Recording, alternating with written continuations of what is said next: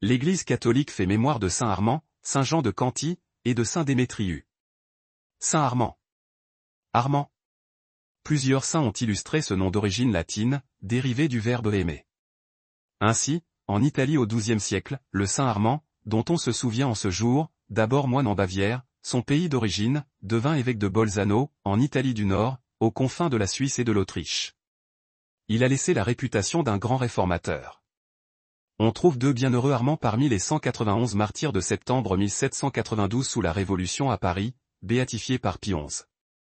Saint Jean de Canty. Plus de 300 gens auraient illustré ce nom qui signifie « Le Seigneur fait grâce ».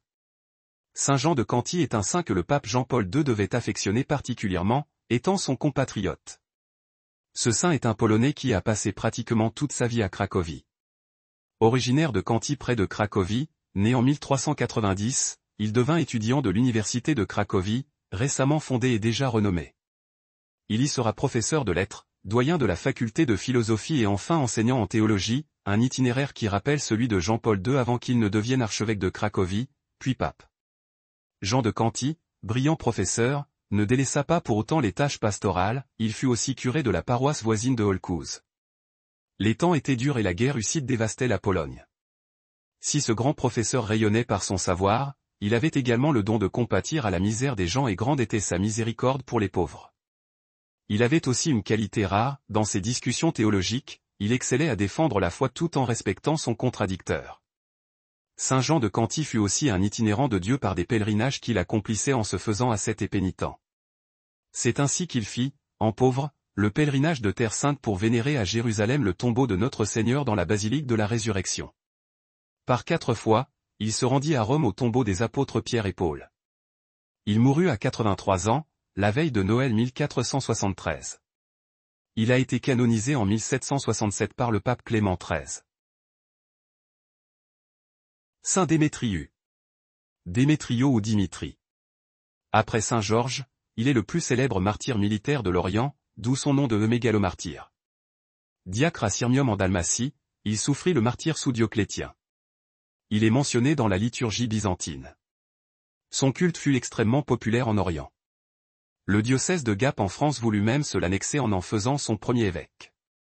D'autres en font un martyr du 1er siècle. Il fait partie des saints du diocèse de Gap et d'Embrun. Saint Armand, Saint Jean de Canty, et de Saint Démétriu, priez pour nous. Évangile. Naissance de Jean-Baptiste. Alléluia, Alléluia. Viens, espérance des nations.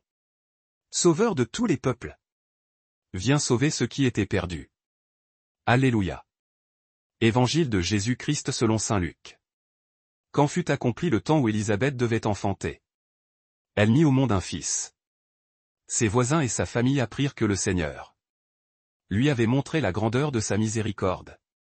Et ils se réjouissaient avec elle. Le 8e jour, ils vinrent pour la circoncision de l'enfant. Ils voulaient l'appeler Zacharie, du nom de son père. Mais sa mère prit la parole et déclara: non, il s'appellera Jean. On lui dit: personne dans ta famille ne porte ce nom-là. On demandait par signe au père comment il voulait l'appeler. Il se fit donner une tablette sur laquelle il écrivit: Jean est son nom. Et tout le monde en fut étonné. À l'instant même, sa bouche s'ouvrit, sa langue se délia. Il parlait et il bénissait Dieu.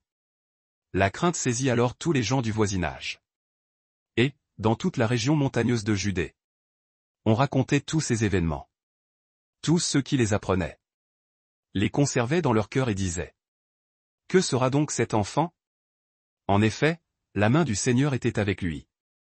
Acclamons la parole de Dieu. Louange à toi Seigneur Jésus.